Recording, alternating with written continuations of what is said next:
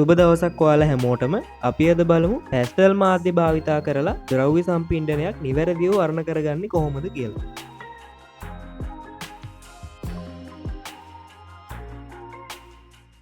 අපි දැන් මුලින්ම ද්‍රව්‍ය සම්පින්ඩනයේ ප්‍රධානම අංගයක් වෙන කලය වර්ණ කරගමු. මේ පැස්ටල් වලින් පාට කරද්දී අපි දැනගන්න ඕනේ ප්‍රධානම දෙයක් තමයි මුලින්ම ලා වර්ණ වලින් පාට කරලා පස්සේ තමයි අපි අඳුරු වර්ණ යොදාගෙන වර්ණ කරන්නේ.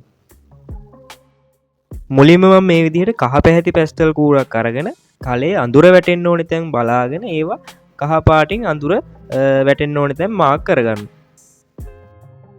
මේ පැස්ටල් වලින් වර්ණ කරද්දී අපි විශේෂයෙන් මතක තියාගන්න ඕන දෙයක් තමයි මේ පැස්ටල් කූර නිතරම පිරිසිදුව තියාගන්න ඕනේ. නැත්තම් පැස්ටල් කූර ගෑවිලා තියෙන අඳුරු වර්ණ අපේ චිත්‍රයට එකතු වුණොත් එහෙම චිත්‍රයේ වර්ණ වෙනස් වෙලා චිත්‍රය කැත වෙන්න බලනවා. ඒ නිසා අපිට පුළුවන් පාට කරන්න කලින් ටිෂු පේපර් එකක් වගේ අරගෙන පැස්ටල් කූර පොඩ්ඩක් පීහ දාලා අරන් පාට කරන්න ගන්න.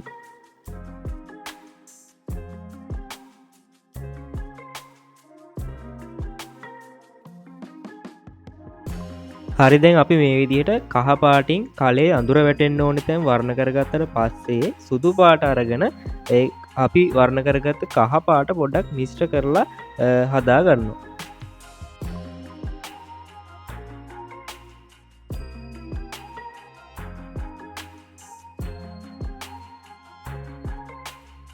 ඕන ඊට පස්සේ අපි අර කහ පාටින් පාට කරගත්ත කලේ අඳුර වැටෙන්න ඕනේ තැන් ටික ඊට වඩා තද වර්ණයක් විදිහට තැඹිලි පාට අරගෙන ආයෙත් වර්ණ කර ගන්නවා.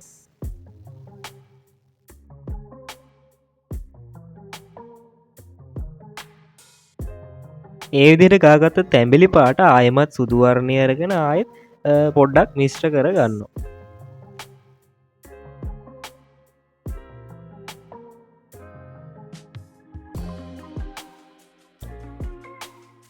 මට මේ කලේ තවත් අඳුරු වෙන්න ඕනි කියලා හිතෙන තැන් අපි අර කලින් තැඹිලි පාට දාගත්තට වඩා තද වර්ණයක් අරගෙන දුඹුරු පාට දාලා අඳුරු කර ගන්නවා.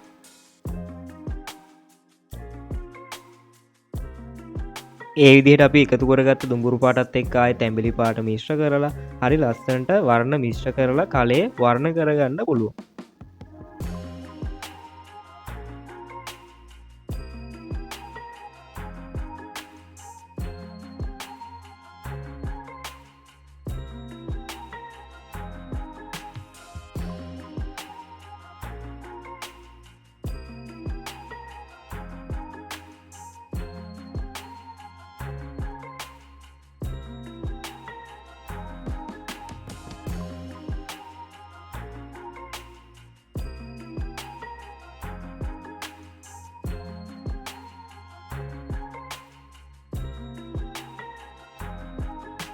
නැවතත් මම මේ විදිහට කළු පාට තද දුඹුරු පාට වගේ පාට එකතු කරලා තවත් කාලේ අඳුරු වෙන්න ඕනේ තැන් මම මේ විදිහට පාට කරගන්න.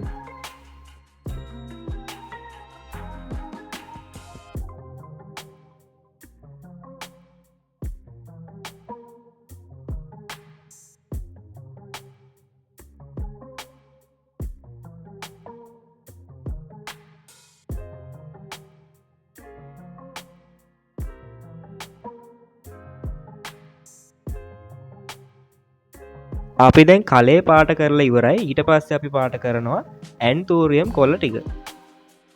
මෙතනදිත් මම මුලින්ම අර කලින් කලේ පාට කරා වගේම ලා කොළ පාට භාවිතා කරලා ඇන්තෝරියම් කොළේ අඳුර වැටෙන්න ඕනේ තැන් වර්ණ කර ගන්නවා.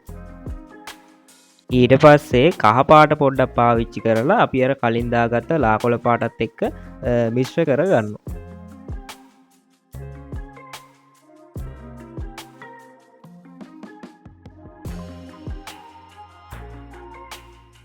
ඊට පස්සේ ඊට වඩා තද කොළ පාටක් අරගෙන අර කලින් විදිහටම ලා කොළ පාටින් අඳුර දාගත්ත තැන් වලට අඳුර යොදා ගන්නවා.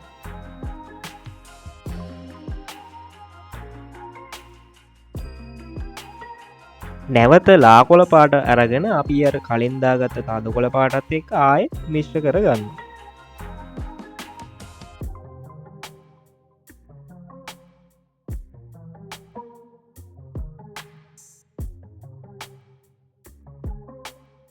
ඔන්න ඊට පස්සේ පාට පෙට්ටියේ තියෙන තදම කොළ පාට අරගෙන මම තව තවත් අඳුර වැටෙන්න්න ඕන තැන් හද වර්ණෝලින් පාට කර ගන්න. මෙතනදි මං අර කොළ පාට තාව තදවර්ණය වැඩි කරගන්න කළු පාටත් යොදා ගන්න.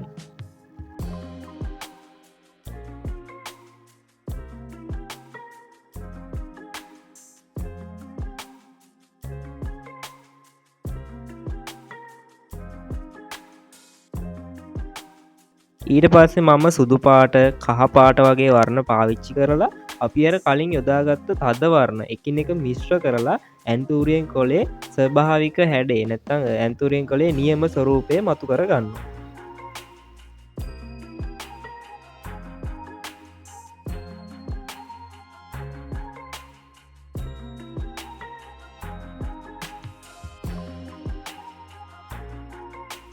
මං ඔන්න තවත් වැදගත් ට්‍රික්කයක් වාල්ට කියා දෙන්නේ හදන්නේ මං මේ විදිහට ඉවර වෙච්ච පෑනක් පාවිච්චි කරලා අර ඇන්තූරියෙන් කළේ නාරටි ඒ වගේ දේවල් හරි ලේසියෙන් මතු කර ගන්නවා. මේ විදිහට ඔයාලට තව ඉවර වෙච්ච පෑනක් පාවිච්චි කරලා අපි අඳින ද්‍රව්‍ය සම්පූර්ණයේ තවත් ඩීටේල්ස් හොඳට මතු කරලා පෙන්නන්න. එතකොට ඔයාලට වැරදිලා පිට ගියපු තැන් වගේ දේවල් නැවත හරි ගස්ස ගන්න පාට සූරලා ඉවත් කරන්න වගේ දේවල් වලට මේ විදිහට ඉවර වෙච්ච පෑනක් භාවිතා කරන්න පුළුවන්.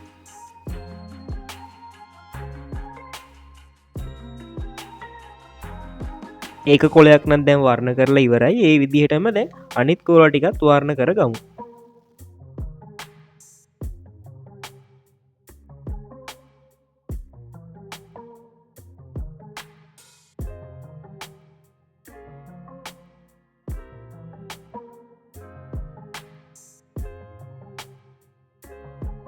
මම දැන් ද්‍රව්‍ය සම්පිනනේ පෙට්ටියේ පාට කරගන්නයි හදන්නේ. මේ විදිහට ලානිල් පාට අරගෙන අර කලින් වගේම අඳුර වැටෙන්න්න ඕන තැන්වලට පෙට්ටියේ අපි ලානිල් පාට යොදා ගන්න. ඒ විදිහට යොදාගත්ත ලානිල් පාට මම සුදු පාට අරගෙන නැවත මිශ්‍ර කර ගන්න.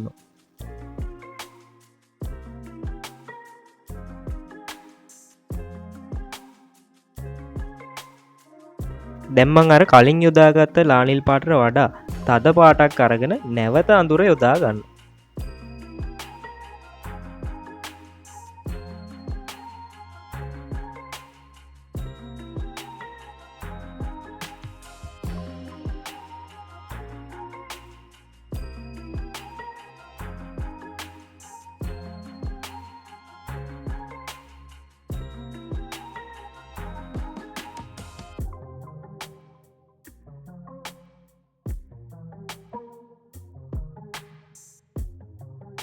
අපි ඒ යොදාගත්ත තද නිල් පාටත් නැවත සුදු පාටින් මිශ්‍ර කරගෙන ආය ඊළඟ කෝඩ් එක විදිහට මම කලින්ටත් වඩා තද නිල් පාටක් අරගෙන ආයෙත් අඳුරු වෙන්න ඕන තැන් අඳුරු කර ගන්නවා.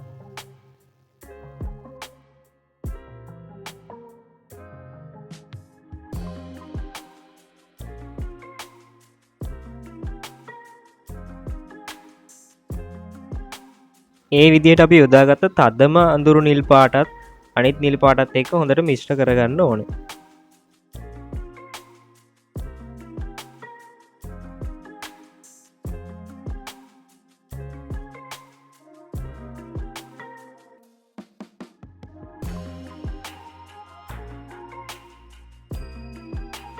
අපි දැන් ඇන්තූරියෙන් මල පාට කරගමු.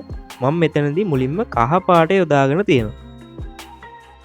ඊට පස්සේ සුපුරුදු විදිහටම අඳුර වැටෙන්න ඕනි කියලා හිතන තැන්වලට මම පොඩ්ඩ රතු පාට එකතු කරගන්නවා.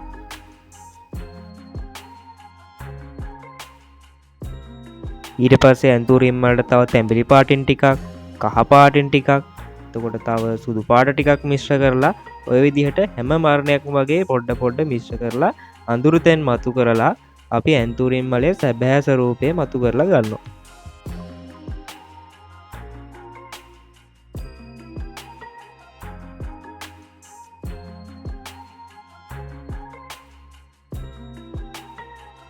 රෙදි කෑල්ලට පාට දාගන්නයි යන්නේ. මේ විදිහට රෙදි කෑල්ලේ අඳුරු වෙන තැන් ඒ කියන්නේ එකිනෙකට එකක් රෙදි කෑල්ල යට වුණ තැන් රෙදි කෑල්ල නැමිලා තියෙන තැන් එතකොට රෙදි කෑල්ල අනිත් භාණ්ඩවලට යට වෙලා තියෙන තැන් ඔය වගේ තැන් බලබලා මම අඳුර යොදා ගන්නවා ලා රෝස පාටක් අරගෙන. දැන් මම සුදු පාට අරගෙන අපි දාගත්තු ලා රෝස පාට සුදු පාටත් එක්ක හොඳට මිශ්‍ර කරගන්න.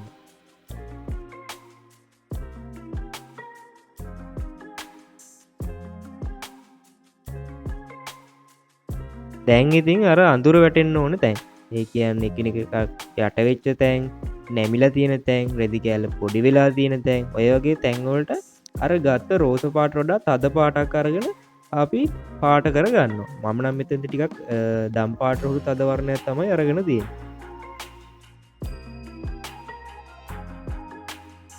ඊට පස්සේ සුදු පාට අරගෙන අපි කලින් අර රෙදි කෑලට දාපු තද රෝස පාට නැත්තන් අර දම් පාට මිශ්‍ර කරගන්න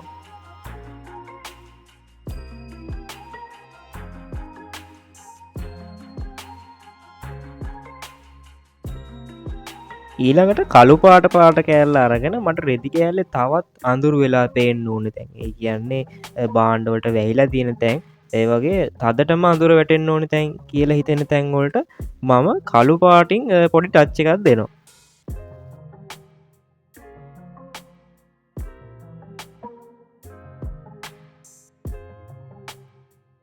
කළු පාටෙන් ඒ විදිහට අඳුර වැටෙන්න ඕන තැන් දාගෙන ඉවර වෙලා ඊළඟටම රතු පාට අරගෙන ඒ දාගත්ත කළු පාටත් එක මිශ්‍ර කරලා අර රෙද් කෑල්ලේ අඳුර වැටෙන්න ඕන තැන් තවත් හොඳට පෙන්න ගන්න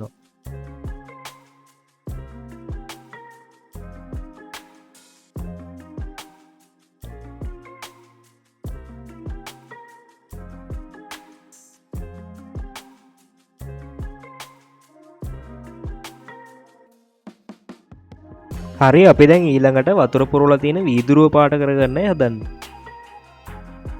මේ වීදුරුව වර්ණ කරගද්දි ඔයාලා ටිකක් සැලකිලිමත් වෙන්න ඕනේ මොකද අර වීදුරුවක තියෙන ස්වභාවය නැත්තම් අපි කියනවා වීදුරුවේ අර එහා මෙහා පේන බව විනිවිද පේන බව ඒක අපි වර්ණ කරද්දි පෙන්න ගන්න ඕන මම මේ වීදුරුව පාට කරද්දි ඔයාලට පේනවා මේ වීදුරුවට එහා පැත්තෙන් අපිට රෙදි කෑල්ලේ පොඩි කොටසක් පේනවා මම වීදුරුව තියෙනවා කියලා හිතන්නේ නැතුව ඒකට රෙදි කෑල්ලට නියම වර්ණය යොදාගෙන ඒ විදිහට පාට කරලා දෙනවා මොකද වීදුරුවක් කියන්නේ අපිට එහා මෙහා පේන දෙයක් ඒ නිසා වීදුරුව පාට කරගද්දි වීදුරුවෙන් එහා පැත්තේ අපිට මොනවා හරි පේන්න තියෙනවා නම් ඒවා ඒ විදිහටම පාට කරලා පෙන්වන්න ඕනේ. එතකොට තමයි වීදුරුවේ නියම ස්වභාවය අපිට පෙන්න ගන්න පුළුවන් වෙන්නේ. මම දැන් මේ විදිහට අලු පාට යොදාගෙන අර වීදුරුවක තියෙන වටකුරු ස්වභාවය නැත්තම් අපි කියන 3D හැඩේ ඒක පෙන්න ගන්න අඳුර වැටෙන්න ඕනේ තැන් වලට අඳුර දාලා ආලෝකය ඉතුරු කර ගන්නවා. ඊට පස්සේ සුදු පාට අරගෙන අපි අර දාගත්ත අලු පාට ටිකක් මිශ්‍ර කර ගන්නවා.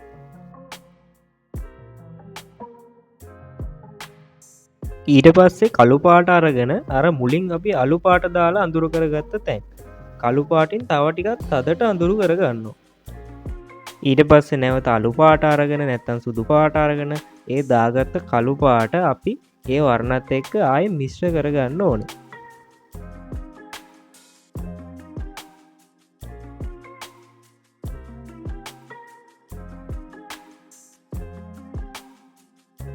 ඊළඟට මං ඉවර වෙච්ච පෑන අරගෙන මේ වතුර වීදුරුවේ සියුම් ලක්ෂණ තවත් හොඳට ඉස්මතු කරගන්න. මම ඊට පස්සේ රෝස පාට අරගෙන අර වීදුරුවේ ජල මට්ටමට පොඩ්ඩක් රෝස පාට එකතු කරගන්නවා. මොකද අර රෙදි කෑල්ලේ ඡායාව අර වීදුරුවේ ජල මට්ටමට වැටෙනවා. එතකොට රෝස් පාටින් අපිට ටික පේනවා. ඒ වගේ දේවල් වලින් අපිට මේ වීදුරුවේ සියුම් ලක්ෂණ කියන්නේ අර 3D ස්වභාවය සැබෑ ස්වරූපය මතු කරගන්න පුළුවන්. හරිමං ඊළඟට වීදුරුව ඇතුළට දාලා තියෙන පින්සල වර්ණ කරගන්නයි හදන්නේ. මම ඒකට තද දුඹුරු පාට යොදාගෙන බොහොම පරිස්සමෙන් හිමිහිට පින්සල වර්ණ කරගන්නවා.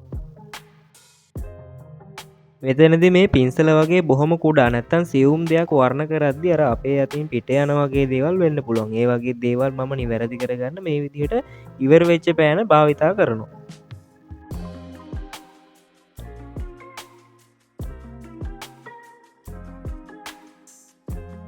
මම දැන් ද්‍රව්‍ය සම්පිඩනයේ ගස් ලබු ගෙඩිය වර්ණ කරන්නයි හදන්නේ. මුලින්ම මම ලා කොළ පාට අරගෙන ගස් ලබු ගෙඩිය අඳුර වැටෙන්න ඕනි කියලා හිතෙන තැන් අඳුර මාක් කරගන්නවා. ඊළඟට මම කහ පාට අරගෙන අපි අර කලින් දාගත්ත ලා කොළ පාටත් එක්ක හොඳට මිශ්‍ර කරලා වර්ණ හදා ගන්නවා.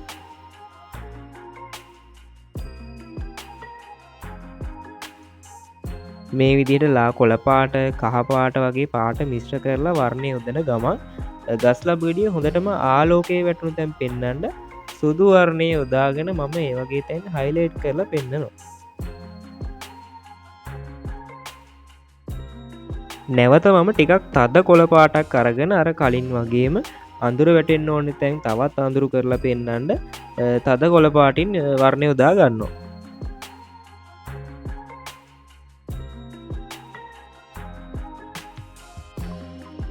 ඔන්න දැන් තුන්වෙනි කෝඩ් එක විදිහට කලින් ගත්තරත් වඩා තද අඳුරු කොළ පැහැයක් අරගෙන කළු පැහැයත් එකතු කරගෙන ගස්ලබ් ගෙඩියේ අඳුරු වැටෙන්න ඕන තැන් හොඳටම අඳුරු කරගෙන අර ත්‍රිමාන ස්වරූපය හොඳින්ම ඉස්මතු කරගන්නයි හදන්නේ.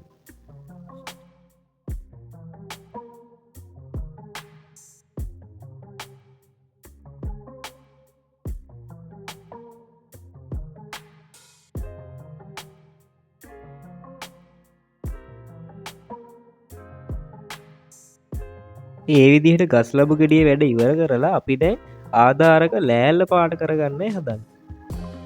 මෙතෙන්දි මම මුලින්ම ලා දුඹුරු පාට අරගෙන අර ලෑල්ල මත තියෙන බාණ්ඩ නිසා ලෑල්ලට අඳුර වැටලා තියෙන තැන් වලට අඳුර යොදා ගන්නවා. ඒ විදිහට ලා දුඹුරු පාටින් පළවෙනි කෝඩ් එක විදිහට අඳුර යොදාගෙන ඉවර වෙලා සුදු පාට අරගෙන ඒ යොදාගත්ත වර්ණ ටික හොඳට මිශ්‍ර කරගන්නවා. ඊළඟට මම දෙවැනි කෝඩ් එක විදිහට ලෑල්ලේ තවත් අඳුරු වෙන්න ඕනේ තැන් කලින් ගත්තට වඩා තද දුඹුරු පාටක් අරගෙන වර්ණ යොදා ගන්නවා.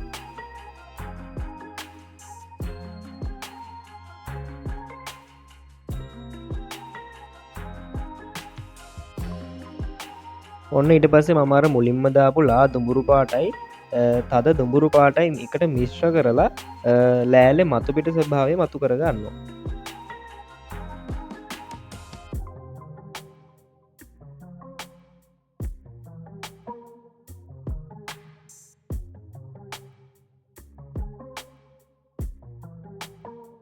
ඔන්න ඉතින් ඒ අතරේ අපේ කලෙත් තව මතු වෙලා පේන්න ඕනේ තැන් අර කලයක නියම වටකුරු ස්වභාවය පෙන්න ගන්න මම තව වර්ණ එකතු කර ගන්නවා. ඔයාලටත් පුළුවන් මේ විදිහට වර්ණ කරගෙන යන අතරේ ඔයාලගේ දරුවෝ සම්පින්නේ අඩුපාඩු දැක්කහම ඒ අවශ්‍ය තැන් වලට පාට යොදාගෙන ඒ තැන් මතු කර ගන්න.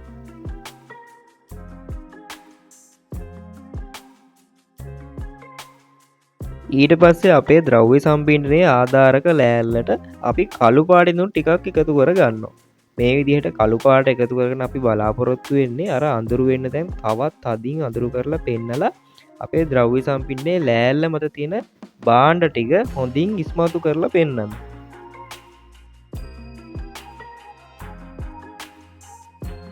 ඊළඟට මම අර එකතු කරගත්ත කළු පාට දුඹුරු පාටත් එක්ක මිශ්‍ර කරලා හදා ගන්නවා.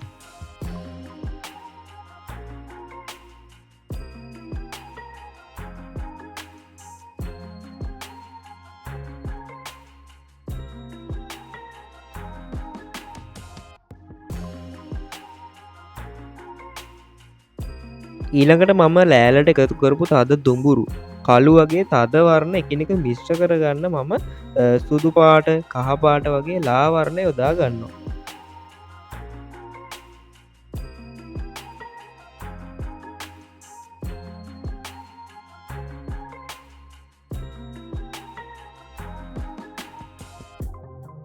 මේ විදිහට ලෑල්ලේ මුළු වලටත් තද දුඹුරු පාට කළු පාට වගේ තද වර්ණ යොදාගෙන හොඳින් මතු කරගන්න ඕන.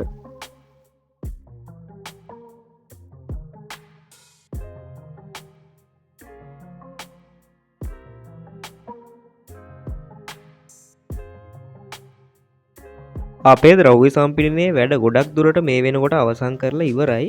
දැන් තියෙන්නේ අපේ ද්‍රව්‍ය ටික තවත් හොඳින් ඉස්මතු කරලා පෙන්න ගන්න අපි බෑග්ග්‍රවුන්ඩ් එකක් යොදා ගන්න ඕන. මුලින්ම මම මේ විදිහට ලානිල් පාට අරගෙන අපේ ද්‍රව්‍ය සම්පින්ඩනයේ බෑග්ග්‍රවුන්ඩ් එකකින් අඳුර වෙන්න ඕනේ තැන් වලට අඳුර යොදා ගන්නවා. මෙතෙන්දී අපි ද්‍රව්‍ය සම්පින්ඩනයේ භාණ්ඩ වලට එළිය ඉතුරු කරපු තැන් වලට බෑග්ග්‍රවුන්ඩ් එකකින් වැඩිපුර අඳුර යොදපුවාම ඒ තැන් ගොඩක් හොඳට මතු කරලා අපේ භාණ්ඩ ටික හොඳින් ඉස්මතු කරගන්න අපිට පුළුවන්. ඔයාලට පේනවා ඇති මෙතන මේ කලේ වර්ණ කරද්දි මම සුදු තියපු තැන් වලට බෑග්ග්‍රවුන්ඩ් එකකින් මම තද වර්ණ යොදාගෙන අඳුරු කරගන්න තමයි හදන්නේ.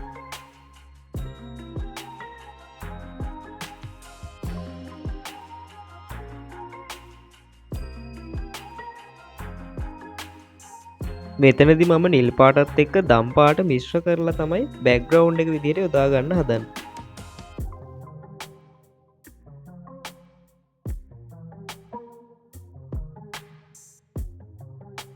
ඔන්න මං ඒ විදිහට ලෑල්ල යට කොටසටත් බෑග්‍රවුන්ඩ් එක විදිහට වර්ණ එකතු කරගත්තා.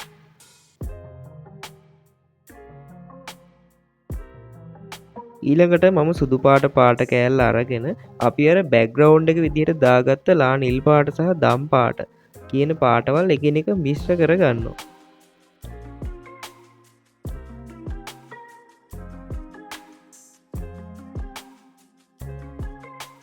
මේ විදිහට මට බෑග්‍රවුන්ඩ් එකනොත් ආව අඳුර වෙන්න ඕනි කියලා හිතෙන තැන් වලට අපි කලින් ඉදුවට වඩා තද වර්ණ අරගෙන බෑග්‍රවුන්ඩ් එකේ වර්ණ යොදා ගන්නවා.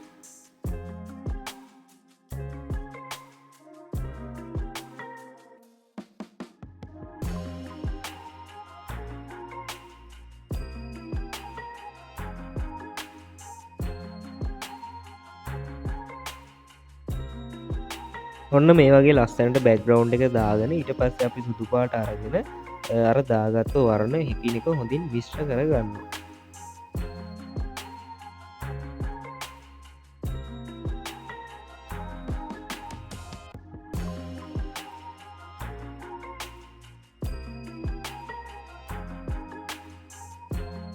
ඔන්න ඊළඟට ඇන්තෝරියම් කොළවලට නටු ටික එකතු කරගන්නයි හදන්නේ. මේ නටු ටික හොඳින් කැපිලා පේන්න ඕන නිසා මම මෙතනදී තදම කොළ පාට වර්ණය යොදා ගන්නවා. ඒ වගේම තමයි ඔයාලා සැලකිලිමත් වෙන්න ඕනේ තවත් දෙයක් තමයි ද්‍රව්‍ය සම්පින්ඩනයක මේ වගේ කොළ වලට නටු වගේ දේවල් යොදා ගනිද්දී අපි බෑග්‍රවුන්ඩ් එක එහෙම ගාලා ඉවර වෙලා අවසානයේට තමයි මේ නටු වගේ දේවල් එකතු කරගන්නේ.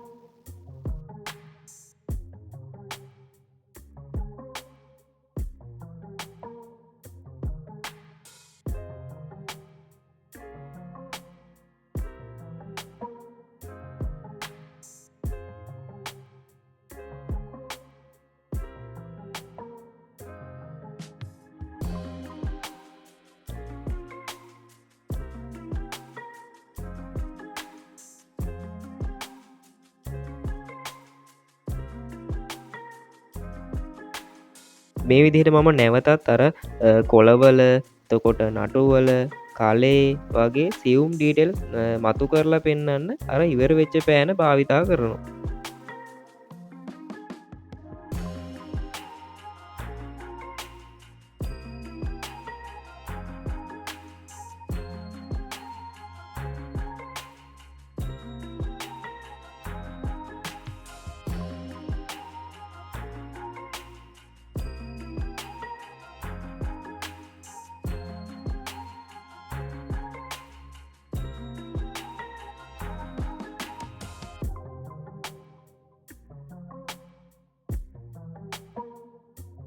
මේ විදිහට ද්‍රව්‍ය සම්පින්නේ වර්ණ කරගෙන යද්දී ඔයාලටත් ඔයාලගේ ද්‍රව්‍ය සම්පින්නේ අඩුපාඩු පෙනෙන්න ගනී.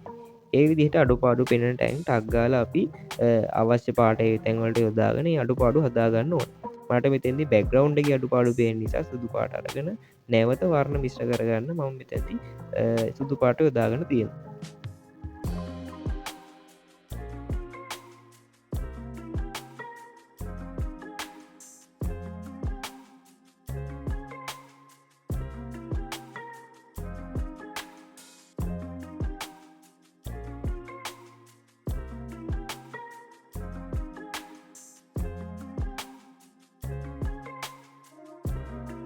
මෙතැදි මට හිතෙනවා අපේ ද්‍රව්‍ය සම්පින්නේ වතුර වීදුරුවේ වීදුරුවක නියම ස්වභාවය නැත්තම් වීදුරුවක විනිවිද පෙන්න බව නැත්තම් වීදුරුවේ වටකුරු බව තව ටිකක් හොඳින් මතු කරලා පෙන්වන්න ඕනි කියලා මම ඒ විදිහට ඒ හන්දා වීදුරුවට වර්ණ යොදා ගන්නවා. මම මෙතනදී වීදුරුව පාට කරද්දී නිල් පාට සහ දම් පාට වගේ වර්ණත් යොදා ගන්නවා. මොකද අපි බෑග්ග්‍රවුන්ඩ් එකට යොදාගත්තේ නිල් පාට සහ දම් පාට වර්ණ. වීදුරුවේ විනිවිද පේන ස්වභාවය මතු කරන්න නම් අපි බෑග්ග්‍රවුන්ඩ් එකේ තියෙන පාටත් වීදුරුවට යොදාගත්තාම නිකම්ම වීදුරුවක විනිවිද පේන ස්වභාවය අපේ ද්‍රව්‍ය සම්පින්ඩයෙන් මතුවලා පේනවා. ඒ වගේම මම ගස්ලබ් ගෙඩියටත් නැවත තද වර්ණ යොදාගෙන තව ටිකක් මතු කරන්න උත්සාහ කරනවා. මේ වගේ ඔයාලත් ඔයාලගේ ද්‍රව්‍ය සම්පින්නේ වැඩ කලින් අවසන් කරලා නැත්තම් කලින් පාට කරලා වෙලාව ඉතුරුනොත් එහෙම මේ විදියට ද්‍රව්‍ය සම්පින්නේ මතු කරලා පෙන්න්න පුළුවන් තැන් හොඳින්ම මතු කරලා පෙන්න්න ඒවගේ ඒවා ද්‍රව්‍ය සම්පින්න තවත් අලංකාරය කරන්ගෙන වගේම ඔයාලට තවත් අමතර ලකුණු ලැබෙන්ඩ හේතු වෙනවා.